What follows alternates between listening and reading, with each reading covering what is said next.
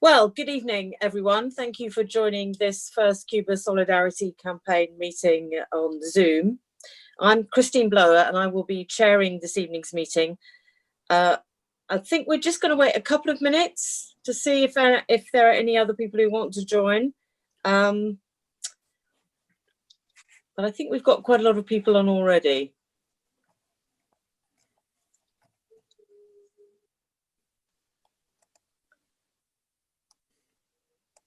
No, I think we're probably good to go. So hello and welcome, as I say, to this Cuba Solidarity Campaign meeting, Cuba, an internationalist response to the COVID-19 global health crisis. As I said, I'm Christine Blower. I'm a Labour member of the House of Lords and the former General Secretary of the National Union of Teachers. I'll be chairing tonight's meeting, and as well as four great speakers, we have a short video. And we have Ryan from the Cuba Solidarity Campaign hosting the meeting. So if there are any technical issues, he may appear on your screens, but I hope that everything will go really smoothly. I'm sure that we've all now done so many of these meetings. We're all big aficionados of Zoom. We should have a few minutes at the end, of course, for questions, and some of those have been submitted. So I'll be reading those out to our guests. So let me once again thank you for joining this evening's meetings. We have participants by Zoom and others are watching us live on YouTube. So welcome to everybody. Many of you, of course, will have been involved with the work for Cuba Solidarity for a long time and will be very familiar with Cuba's international medical brigades. Amazingly, they've sent over 20 medical brigades to countries across the globe in response to the current crisis. And they've received much praise and many awards for their work all over the world in emergency situations, and also for their long-term placements to provide healthcare in some of the poorest and most remote communities on the planet. So it should come as no surprise that Cuba has responded to this current health crisis in the way that it has. None other than Noam Chomsky has described Cuba as being the only nation demonstrating what he described as genuine internationalism during the crisis. And there is a growing call for these brigades to be awarded the Nobel Peace Prize. And we'll hear more about that later during the meeting. So I'm delighted to welcome our first guest speaker. This is Dr. Jorge Delgado Bustillo. Dr. Delgado is the director of Cuba's Medical Collaboration Unit. This is the organization which is responsible for coordinating Cuba's international brigades of health professionals around the world. This is obviously an extremely busy time for that organization and for Dr. Bustillo. So we're very grateful that he's found the time to record and send us this video message today. I should just say that the reason he's had to record this message is that Zoom is not available in Cuba due to the US blockade. Otherwise, he could have been joining us in person. So not only does the brigade prevent Cuba from accessing many essential medical items to help treat coronavirus, it's also preventing Cuba from communicating and sharing its experiences with others. But we are delighted to have this video message from Dr. Delgado. Thank you.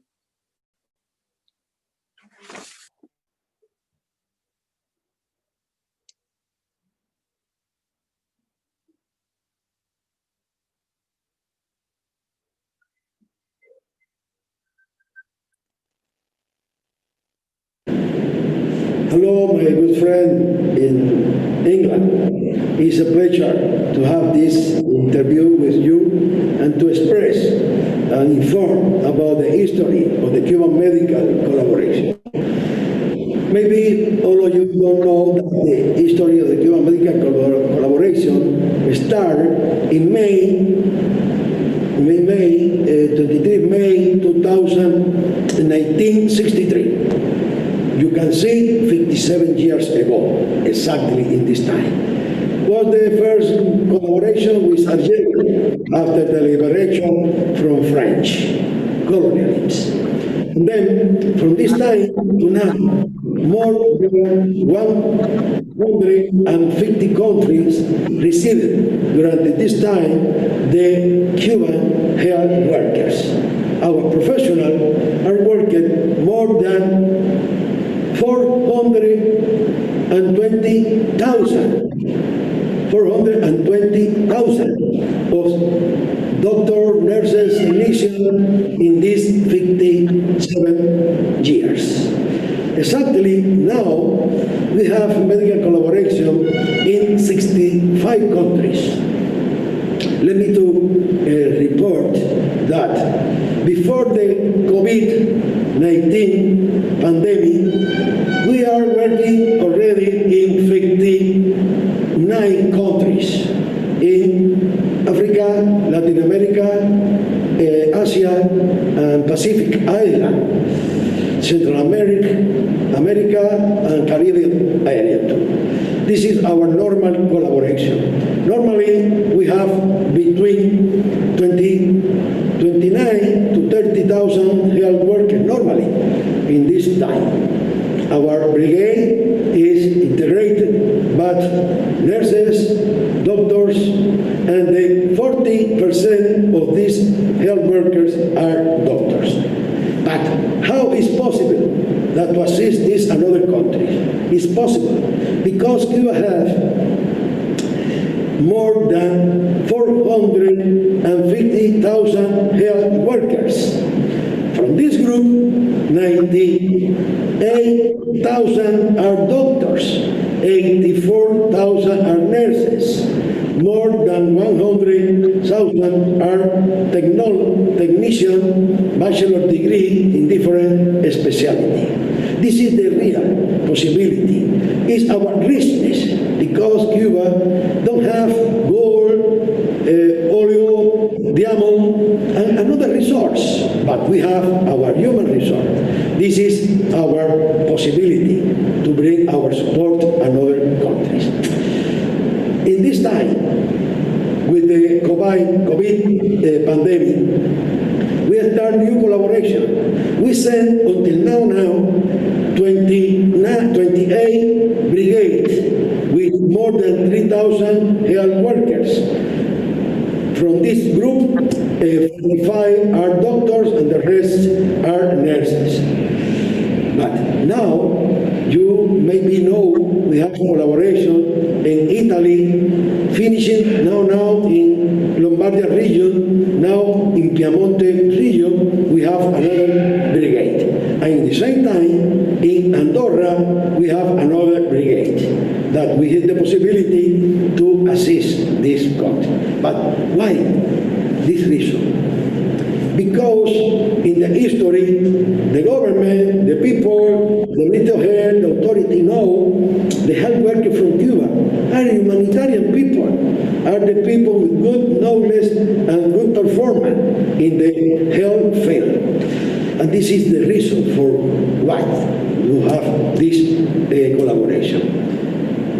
Normally, the people in Cuba receiving in the career in different fields the preparation to integrate a medical brigade to assist another country in emergency situation, in outbreak, epidemic, flood, and another situation. And our people are volunteer. It's the own decision of our people have the decision to integrate our brigade. And normally we respond the government of the different countries to request to our government the support of the Cuban Medical Brigade. It's the own decision of the government, Cuba answer, and the health worker had the own decision to integrate our brigade. For example, from October 2005, with Katrina, a hurricane hit New Orleans, our Commander-in-Chief, Fidel Castro, found the Henry Reef Medical Brigade is the answer to assist assist another country in emergency situation that the health are in struggle.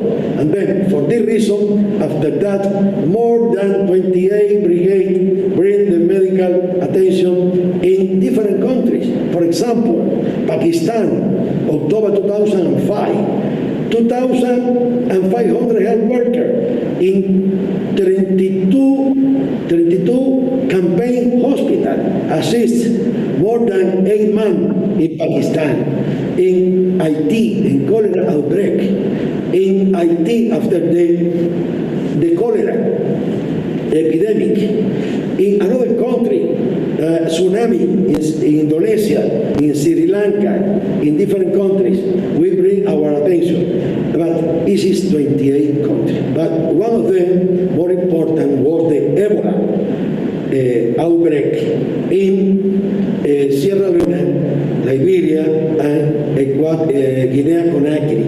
We sent 265 health workers to assist this country in this time. During 7 months, our health worker was working there. This is a very important decision of our human resource to incorporate to this brigade. During this time, at the time to carry out the mission, between, according to the situation, maybe 3, 6, 5, 6 months. But when we have collaboration with another country, is between 2 to 3 years. Our human resource working in this country they have the possibility to know how is the technology, the religion, and everything in this country.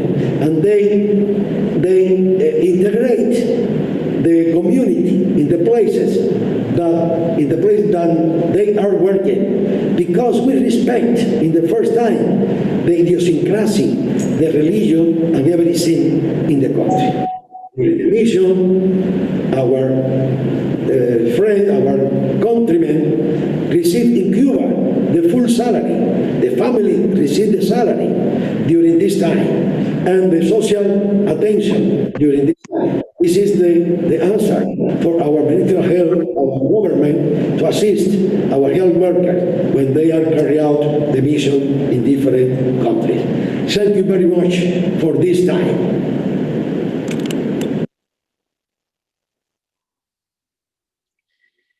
Well, I think you can see we were very lucky to have Dr. Delgado, to have that message from Dr. Delgado.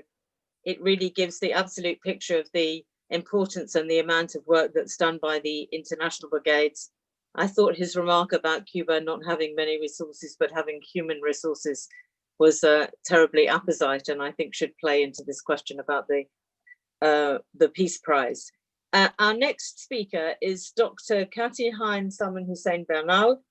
She is a Cuban health professional with more than 20 years experience as an internal medicine specialist, and she holds a certificate in intensive care. We're very happy that Katty is able to join us live this evening, as she's currently in the UK. Katty's going to give us an update on how the Cuba health system is helping the country respond to COVID-19 at home. Thank you very much, Katty. The floor is yours. Cuba reports a total of 2,083 confirmed cases and 83 deaths, which represent a lethality of 4%. There are 38 new cases and no deaths in the last 24 hours. During the 82 days that have passed since the first cases were reported on 11 March, the country has managed to systematically keep low the number of COVID-19 patients.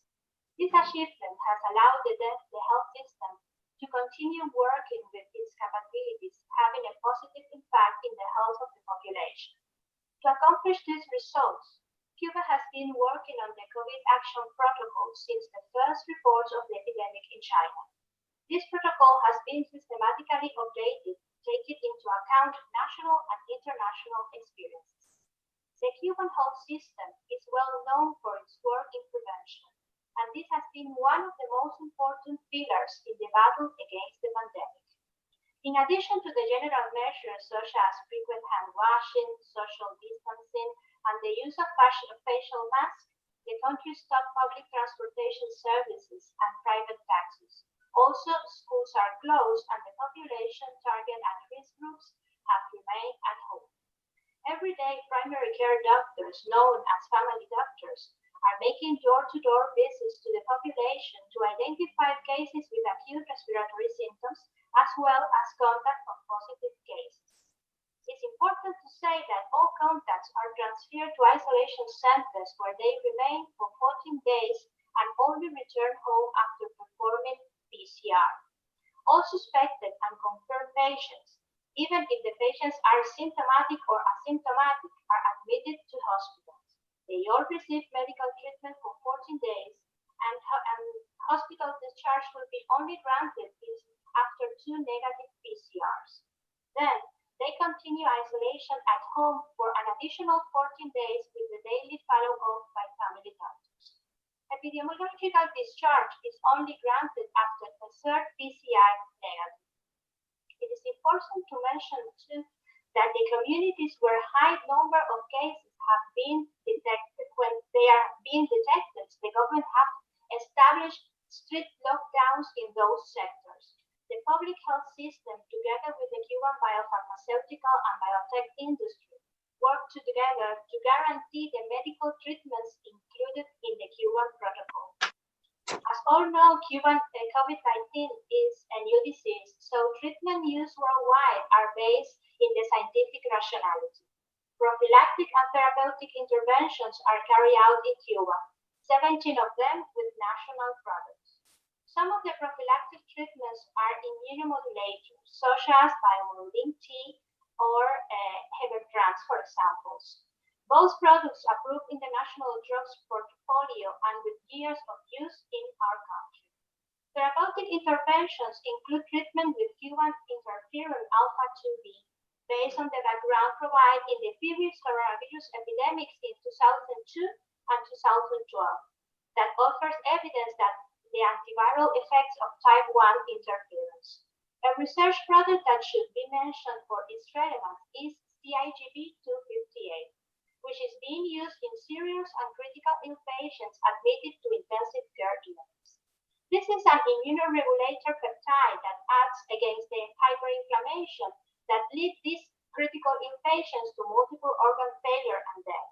It has reduced mortality and the need for mechanical ventilation. Finally, we would like to mention the importance of the daily reports offered by the Ministry of Public Health. The daily briefing not only details general statistics, but also describes new patients, their locations, and number of contacts. It is also includes the health status of each serious and critical ill patient, maintaining the privacy of their personal information. Even though the country has managed to flatten the curve and the number of cases remain low, Cuba maintains the measures in force, and relaxations of restrictions will be reviewed in due course. Thank you very much. Katty, thank you very much for that contribution, and we will come back to you at the end for some questions, I'm sure. We're now going to show a short film. It's a 6-minute film that has been made by US medical students who are currently studying for free at Havana's Latin American Medical School. You will on the film hear them talking about how they've been taking part in Cuba's community health surveys to help prevent the spread of the virus on the island and their experiences as medical students in Cuba. Thank you.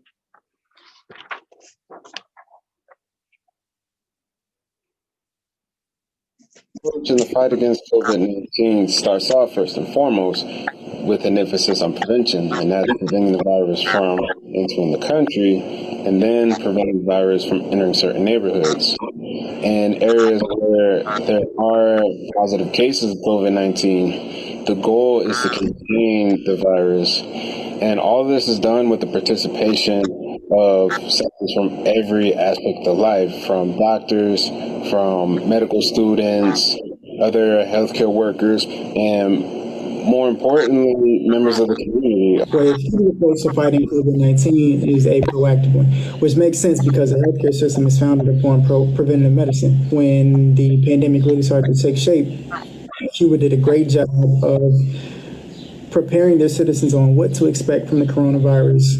What are the signs and symptoms? What do you do in the event that you get these signs and symptoms? Who is the at-risk population? The Cuban system is vigilant in that medical professionals actively look for cases rather than waiting for patients to come to them. In Cuba, the pesquisaje is used as one of the first lines of defense in prevention. Cuban medical professionals visit all the houses in their assigned communities in order to check up on their community members.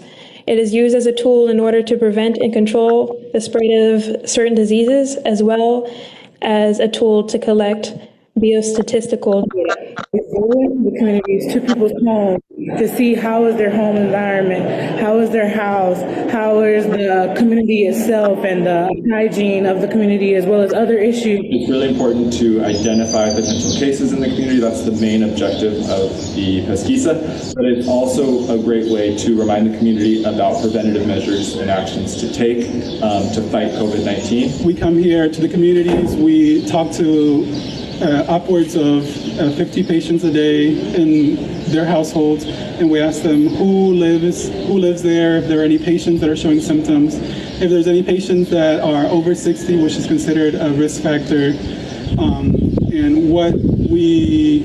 and therefore we add those numbers up and then we give them to the professor to then tabulate all this information and have it available for the people in the polyclinic to follow up on. For me, I've been going to the same neighborhood, the same block, for maybe more than a month. So around now, I know the names and faces of like 60 plus homes, and they also know my face. When I don't go, the next day they ask me where have I been. For me, that's what community health looks like, is where you get to know your patients. Before now, we have done pesquisa yearly for dengue during its peak times. I feel as though during pesquisa is my way of contributing to assist in saving lives as a future doctor in training. When the first case was discovered later on in March, Cuba readily made available the resources necessary to isolate and treat confirmed cases, recognize and quarantine suspected individuals, and conduct tests to diagnose or rule out suspected cases. The preventative measures have been active and not passive. That is because the cases are sought out. Within communities with confirmed cases, there are mass screenings and testings conducted. When you get tested, if your test comes back positive, you are going directly to the hospital, you are ingressed, and you are going to a specific hospital attending to all COVID-19 patients. A couple of differences between the Cuban approach and the American approach to fighting COVID-19 is one that Cuba has a central and universal healthcare system. Whereas in the United States of America, we do not have a universal healthcare system, where we do not have a healthcare system at all. And one of the advantages to that is that everybody on this island gets care, irrespective of income, race, etc., or any other determining factors. If you are symptomatic, that is known to be a risk for the entire country, and therefore you receive treatment. So what you are hearing right now is the applause that every night at 9 p.m., Cuban people everywhere, all across the country, go out on their balconies, their windows, and show their appreciation for all the healthcare workers in the country who are really sacrificing and putting themselves and their families at risk to try to eradicate this virus on the island. Cuba has shown its solidarity with the world by sending its physicians abroad to aid in the fight of this pandemic. Some of the countries that have benefited from this aid are China, Italy, Jamaica, Togo, Mexico, amongst many. Even the UK benefited from Cuba's aid when it accepted to receive and treat infected UK citizens. Elam teaches you to be ready for anything, and Elam teaches you to go where you are sent, to go where the crisis is, to go where the need is. It has also stressed the importance of having a plan, having preventative measures, and also the importance of having collaborators, both domestic and international. In this case, it is one world, one fight. It is amazing to be a part of a nation right now that has a human-centered approach, not because it's new to this pandemic situation, but because that is the structure of the Cuban healthcare system, to value people, to value humans, and it's not a business. This really places into perspective the importance of having a system in place for when the next crisis hits. It's an honor to live and learn in this system. I hope our communities back home will learn from this example and actively seek out the health of present and future generations. And it is clear that as COVID-19 respects no color or creed, our health system and society in general must learn to value all human life, regardless of color.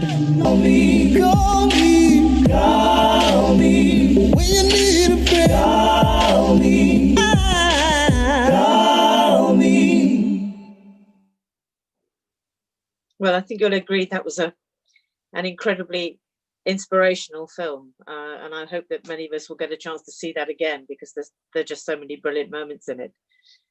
Now we move to our third speaker, and I'm delighted to welcome Her Excellency Bárbara Elena Montalvo Álvarez, the Cuban ambassador to the UK. Bárbara has been the ambassador in the UK since February this year, and under normal circumstances, many of us would have had occasion to see her in public meetings well before now, including, and she would have spoken at other meetings, including, of course, the Cuba Solidarity AGM, which was due to take place this Saturday. But technically, this is the first Cuba Solidarity public meeting that the ambassador has been able to take part in, although I'm bound to say for myself that I was delighted to be able to hear Bárbara, the ambassador, when she spoke at a Nicaragua event last month. We are indeed very honored to have you here, Bárbara, ambassador. The floor is yours. Thank you very much.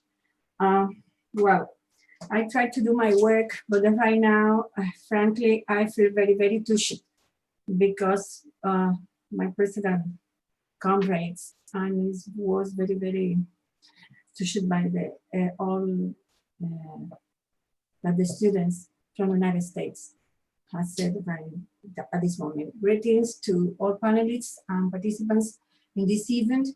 And thank you very much to the organizers for the interest in spreading the Cuba experience to affront and to confronting COVID-19. As the rest of the world, Cuba is facing difficult and challenging times. But in the case of Cuba, the challenges are even greater than for many other countries due to the combined negative impact of the pandemic and the reinforced United States unilateral sanctions. The blockade imposed by the US government almost 60 years ago has been strengthened to unprecedented levels by the Trump administration. Between January 2019 to April 2020 alone, the United States has implemented more than 90 measures targeting Cuba's financial transactions, the tourism industry, the energy sector, foreign investment, and medical cooperation programs with other countries, with the deliberate purpose of depriving Cuba of sources of revenue to suffocate its economy. Now, in the face of the pandemic, the blockade has become a major impediment for Cuba to acquire much needed medicines, equipment, and materials for our people, as well as to receive and provide international aid. It's impossible for Cuba to purchase medical equipment that has more than 10% of American components, the restrictions and penalties imposed by the US on banks, shipping companies, and airlines to prevent them from having any dealing with Cuba is impeding the arrival of medical supplies and donation to our country. For example, weeks ago, a shipment of medical supplies, masks, rapid diagnostic kits, and ventilators donated by the Alibaba Foundation of China couldn't reach Cuba because the airline, which was contracted for transporting them, refused to do it, arguing the existence of US sanctions. More recently, a vessel that arrived at the Cuban port with raw materials needed to produce medicines did not unland them and returned to its port of origin, since the bank that was to transfer the payment from Cuba refused to do so for fear of being fined by the United States. The worldwide health crisis caused by the COVID-19 pandemic demands solidarity and cooperation, not sanctions.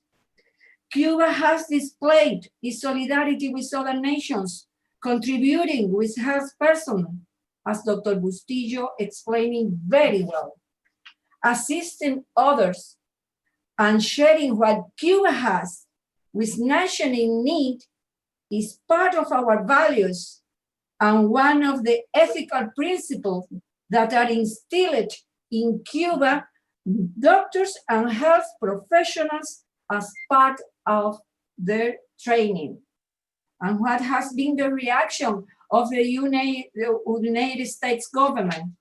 It has launched a campaign of lies and slander, accusing Cuba of exploiting its medical personnel, pressures and blackmail to try to force foreign governments not to accept the Cuban contribution.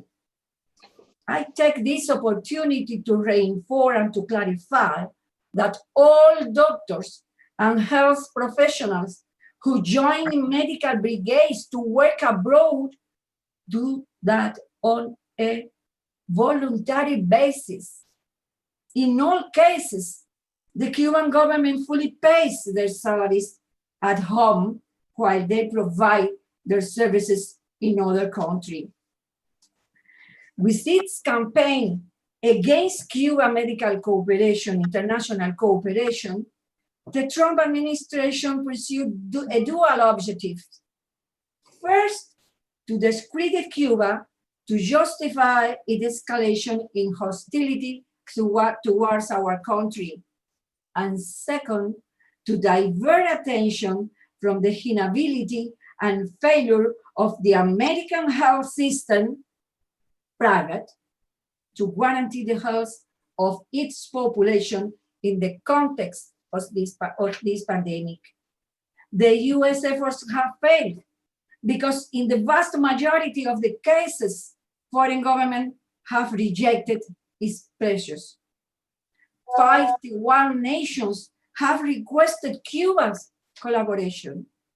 However, the United States not only maintains its blockade, but continues to tighten it and ignores the multiple voices that have been raised demanding the suspension of unilateral coercive measures for humanitarian reasons, particularly in times of the pandemic. The US blockade against Cuba, which is the most unfair, severe, and prolonged system of unilateral sanctions ever applied against any country, was never justified, never. Now even less as the entire planet faces a major threat and challenge. It is illegal and politically and morally unacceptable.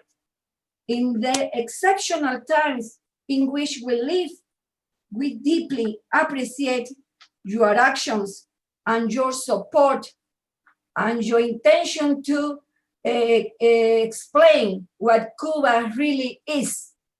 And I finish with a tribute to the Cuban Medical International Cooperation, which is a source of pride for the Cuban people. Thank you very much, all of you, and Rob, and all of the company. Thank you, thank you. I'm sorry because I'm ready to share. Ambassador, thank you so much. We were delighted that you were able to join us this evening, and you will know of the solidarity expressed by many people in Britain through the Cuba Solidarity Campaign. But you should also know, as should other participants, that we have over 200 people on the call participating through Zoom and through YouTube. And not only are they joining from all over the UK, but we have participants from Belgium, from Pakistan, from Sweden. One of the rather odd sides of this COVID-19 crisis is that although we can only do it virtually, we can bring solidarity from so many more places than we were able to just by meeting in a hall in some part of the UK. So thank you so much for joining us, Bárbara. We were delighted to have you with us. And now, my short introduction, and then I'm going to invite Rob to speak. The Cuba Solidarity Campaign has, of course, been immensely busy over the last couple of months, organising an online campaign for the blockade to be suspended to allow humanitarian aid to be delivered to the island and raising funds for medical aid. And you heard there just from the ambassador how appalling the blockade still is. Rob Miller is the director of the Cuba Solidarity Campaign, and he's going to talk about the campaign and what the campaign's been doing and draw attention to Cuba's response to coronavirus, talk also about the US blockade and what you can do to help. Over to you, Rob. Thank you, Christine, and thank you so much to Katty, Dr. Katty Selman and Dr. Bustillo in Cuba. It's a real honor to hear the stories about Cuba's response to this crisis at home and abroad. And of course, thank you to the ambassador for your work here.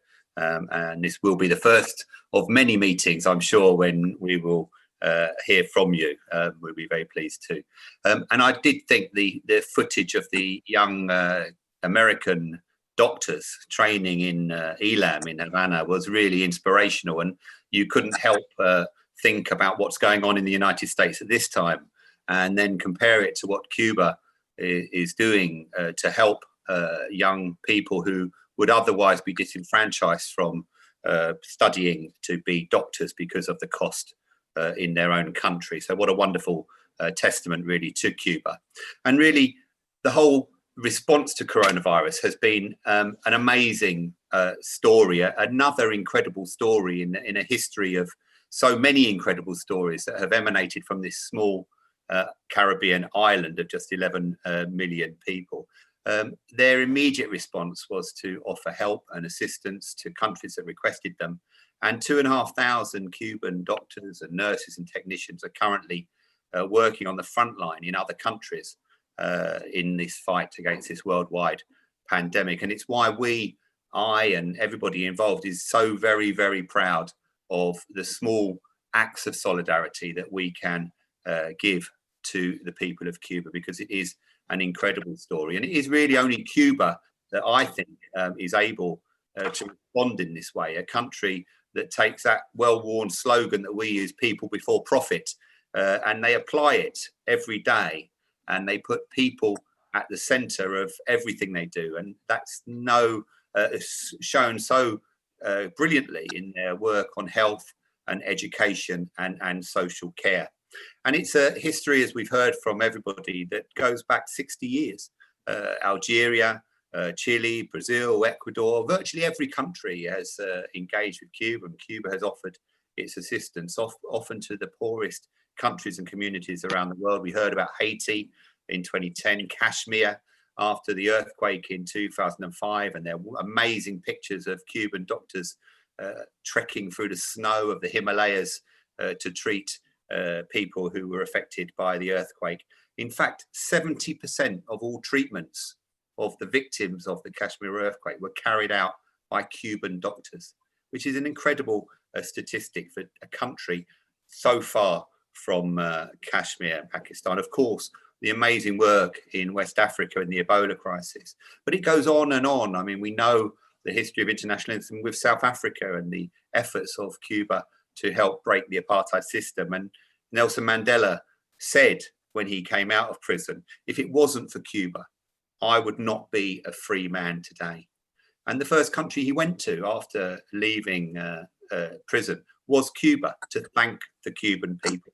You can go on and on. You can walk to the beaches east of Havana and you see blonde, blue-eyed children running around, children of the Chernobyl disaster. 20,000 children have gone to Cuba for treatments and rest and recuperation. Still going on today in Cuba, a story that really isn't told widely. Operation Milagro to restore the eyesight, cataract operations across mainly Latin America. Over 4 million people have had their eyesights restored because of Cubans' international solidarity. And what a contrast all of this is with the United States at this time. And it is at the moment such as this international crisis where we can really start to compare a country that has increased its blockade, not just against Cuba, but against other countries, including Venezuela and Nicaragua and so on. A country that is threatening other countries, smaller countries, and trying to stop them from accepting Cuban medical assistance at a time of an international crisis like this. And of course, the blockade is extraterritorial, affecting people all across the globe. Cuba Solidarity had all of our bank accounts closed down a couple of years ago.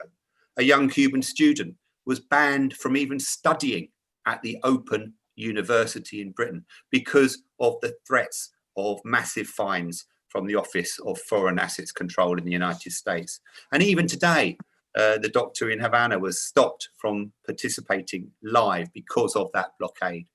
So the blockade is omnipresent, and it is a real threat to everything that Cuba is trying to do. It is why we have to increase our solidarity and do all we can. As we've heard, the Cuba Solidarity Campaign responded with an online petition which calls for the temporary lifting of the blockade in this humanitarian crisis. And it was signed, or it has been signed, by over 16,000 people. And I hope that many of you will join the MPs, trade unionists, academics and so on who've already signed that petition, and we'll be flashing up the details after this meeting. We did a fundraising campaign to help Cuba directly to purchase PPE, ventilators and so on, which has already raised nearly £27,000, which has been sent to the Cuban Ministry of Health in their struggles to make sure that they can work on the coronavirus epidemic in their own country. We organised for members of parliament to get involved. We've had a succession of parliamentary questions of the government, asking them about their help for Cuba, about their relationship with the United States over the blockade.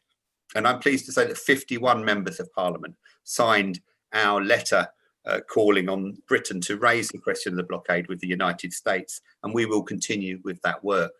The issue of the Nobel Prize and lobbying for that is something we're also working on now, and we're putting out statements and contacting professors and academics to try and further that request.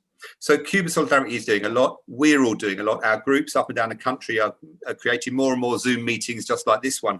So I hope you will get involved even at this time. You can join Cuba Solidarity, you can affiliate to Cuba Solidarity, but please go on our website, sign the petition, and do get involved in our work. It's vitally important at this time. Thank you very much. Rob, thank you very much for that intervention. We're now going to move to questions. When the notification of this meeting went out, we did ask people to submit their questions in advance, and of course a lot have come in. So what comrades at Cuba Solidarity campaign have done is to marshal them into different areas.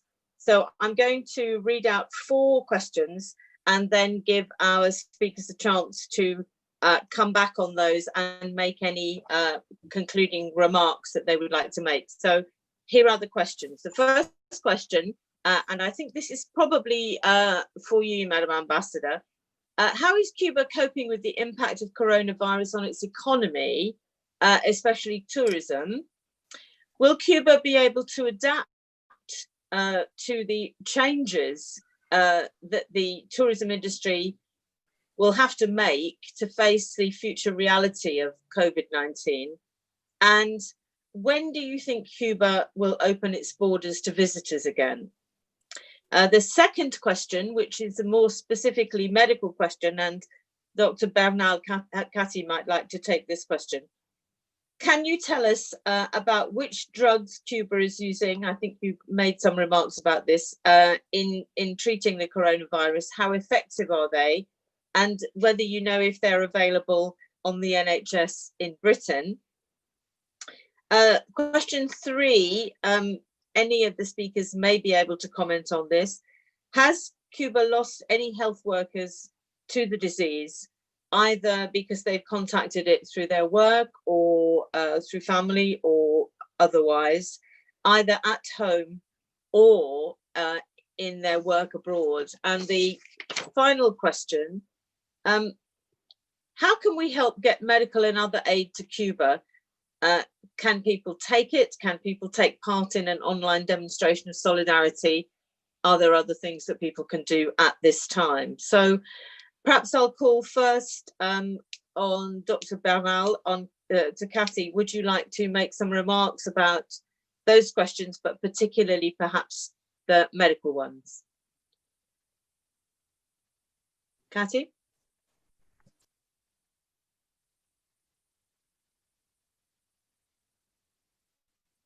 Thank you very much. Yeah, we do have Katty. Yes. Yes. Well, first of all, I would like to say again that this is a complete new disease. All treatments are now being tested, are not proved. We cannot say that we have the treatment that cures the disease.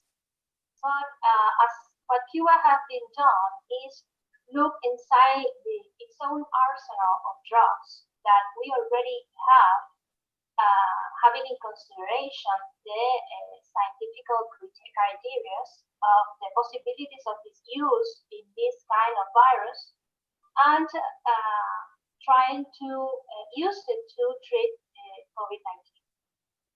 As there are some drugs that are already approved by our agencies that regulates our drugs in Cuba, and it's known that they are safe, and it's not so difficult to use it in patients, even use it as a prophylactic treatment when they have been used in other viruses with good results.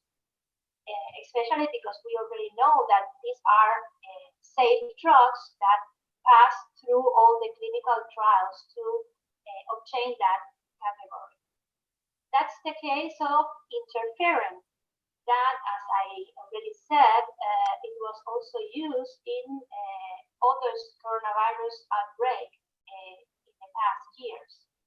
And in this case, Cuba is using interferon alpha 2B as a drug to treat the virus when the patients are confirmed at hospital. And no matter if the patients are symptomatic or asymptomatic, we are using this treatment to try to booster, first of all, the immune system that normally is down with this kind of disease, and secondly, because it has been proved in the outbreaks of coronavirus in 2002 and 2012 that the interferons, type 1 interferons, can has an antiviral effect. We cannot say at this moment that is a treatment that is going to cure the disease, but what we can see is that the patients that we have in Cuba are responding well to the treatment. There are no important side effects, as we already know, and the recovery of the patients is being well. I think that there are other immunostimulators or immunomodulator treatments that we should speak about, and that are also used in our country to treat the elders when there are other outbreaks of other virus, respiratory virus, that helps the immune system to recover and to fight properly virus. That is why Biomolin T and Evertrans is used in those categories of patients and not patients, people, because they don't have the diseases and prophylactic treatment. But it is used to try to avoid them or to prepare the persons to fight the virus in a better immunological way. I think that it is very remarkable the results that we already have with this new drug, and this one that I will go to mention now is not a approved drug, it is in clinical trials, but is a peptide that helps to control the hyperinflammation, the cytokine storm that normally appears in patients with COVID-19 when they are severely ill. And it is being used in critical ill patients in Cuba with COVID-19. The results are not conclusive. This is a clinical trial that has to be ended, and the time will let us know the real results or the real value of these drugs. What is important is that this one is also a treatment that has been proved before for diseases as arthritis, rheumatoid arthritis, with a good safety profile. What is very important, because there is a way that you can be sure that you can use it without a big harm in patients that are already in a difficult condition. I believe that at the end, the most important thing is that the treatment is the treatment that starts since from the prevention, and to avoid the number of cases to contagious the virus. But also, it's important to say that the lethality of the virus in Cuba has been proved to be small, with only not only big, but it's 4% of lethality is not one of the most bigger that we could see now in all over the world. And the second question was about. It was just whether you know whether these drugs are available on the NHS in Britain. I really don't have that information, but what I should say is that as it's not a drug that is approved for the treatment of COVID-19, probably not. Yeah, because it's a new disease. Thank you very much for that very full response. Thank you, Katty. I'm now going to move to the ambassador, in particular, perhaps to talk about tourism and whether you have an idea about when the borders might be open to welcome visitors again. Madam Ambassador, the floor is yours. Thank you. Well, as Dr. Katty, I call her Katty, as said, this is the good development of our confronting pandemic. The lockdown in Cuba is maintained. We don't have a date. We don't have a moment. Our authorities has underlined It's very, very important don't to open in a moment that don't as we can capably to reinforce that the no second peak of the pandemic we appear. So we are in that position. For example, yesterday, I think it was the news that the US island, you know, Isla de la Juventud, is a territory close to the main island in Cuba. And from today, there is a reopen very carefully, not a total open, but some parts of the aspects of the social and productive life in that place. But right now, the country is locked down and we don't open to the tourism, for example. And of course, tourism is one of the most important source of income to Cuba. So the impact of COVID-19 for us is very, very severe. Because not only because the pandemic, but the condition of blockade, as I explained in this event. Cuban authorities are work very close to the each place. I think Katty explained very, very carefully this the strategy of the protocol of Cuban, and are very carefully with this aspect. And I think that in a moment appropriate, in an appropriate moment, we will be able to open our borders. But it's the most important thing for Cuban government and for our authorities is to save the people and don't put in danger the life of no one. It's very important for us, and so it'd be very difficult for Cuban economy, the impact as to everyone around the world. But there is different positions, you know, different conditions between a small country, blockade, and a small, and try to develop other bigger fishes. Ambassador, thank you very much. I'm going to move to Rob now to see if you have some remarks on those questions. Yeah, thank you, Christine. Just to say, as far as we know on the issue of medics dying from COVID-19, as far as we know, there haven't been any reports of any, certainly internationally, being affected in that way. But that was in discussions prior to this meeting with the medic. In terms of medical aid to Cuba, it is difficult sending stuff to Cuba. The blockade is omnipresent.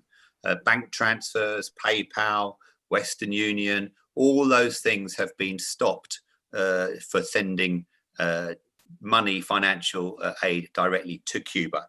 There are some avenues, but they are complicated. We have to ourselves go through a merchant Cuban bank, which primarily works around sugar and those kind of things. So it's a complicated procedure to get money over there. But we have, at this moment in time, managed it, and nearly all of the money raised in the current appeal has safely arrived in Cuba.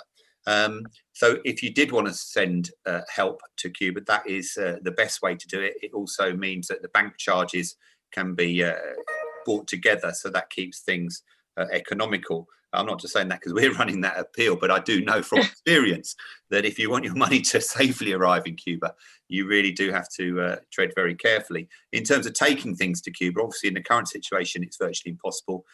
We did last year, alongside the National Education Union, which we were very pleased to work with Christine and others, managed to send 8,000 musical instruments and so on container shipment over there. And it is something we're looking at again post COVID, perhaps looking at another shipment of aid.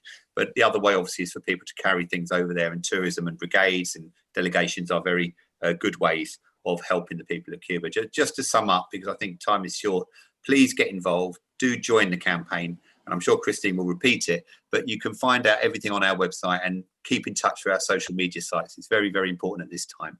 Thank you very much. Thanks very much, Rob, and of course, thanks to our other speakers too. So it falls to me, given that it's 31 minutes past 7, to just sum up the meeting now. And I mean, you can obviously see from the speakers we've had this evening that this is a very difficult time for Cuba. It's a difficult time for lots of people, but it's a particularly difficult time for Cuba because not only are they battling the coronavirus at home with limited resources due to the blockade, but at the same time, the Trump administration is intensifying the blockade and frankly trying to strangle the economy even further. Meanwhile, we've heard how the United States prevented the shipment of humanitarian aid from China from reaching the island. And we've also heard how the US is trying to warn off countries from accepting Cuban medical brigades, whilst, I'm bound to say, doing absolutely nothing to help anybody anywhere. And also how the US is attempting to put Cuba back on its terrorism blacklist. But at the same time, you saw that inspirational film of US medical students and the inspirational international response to the virus, with thousands of Cuban doctors currently helping to fight COVID-19 around the world. And I hope that people will take away that sense of solidarity and hope from this meeting and be reinvigorated in that solidarity with Cuba and the commitment to fight against the US blockade. So as Rob said, I'm going to say all those things that he just said. If you're not already a member, then please do make sure that you join the Cuba Solidarity Campaign. You can join the campaign, you can sign the petition online, and you can help Cuba directly at this time by joining in the fundraising appeal, and you can do that through the Cuba Solidarity website. Let me just, on behalf of the 200 plus of you from all over the UK and countries here and there, thank again our speakers, and let me say that this meeting will be available to watch and share on YouTube, and Cuba Solidarity will be sharing details of that on the website shortly. This is the first meeting organized nationally, although there may, as Rob said, have been other local group meetings, but there will be others in future. So make sure, please, that you sign up for updates by visiting the Cuba Solidarity Campaign webpage or following on Facebook or Twitter to get all of these notifications. Details of the website and all of the social media sites will appear on the screen at the end of this meeting. If you do have any comments about the meeting or suggestions for future ones, please get in contact directly with Cuba Solidarity Campaign, and please support the campaign by joining and of course by donating if you can. So finally, thank you very much once again for everybody who has participated. Thank you very much for the messages that we got directly from Cuba, and thank you for those speakers who were able to give us their time this evening. I think it's been a very good meeting. I've enjoyed it very much. I only hope that those of you who were less active than I was also enjoyed it. Thank you very much. And at this point, I am now going to end the meeting. So thank you very much. Solidarity. Amen.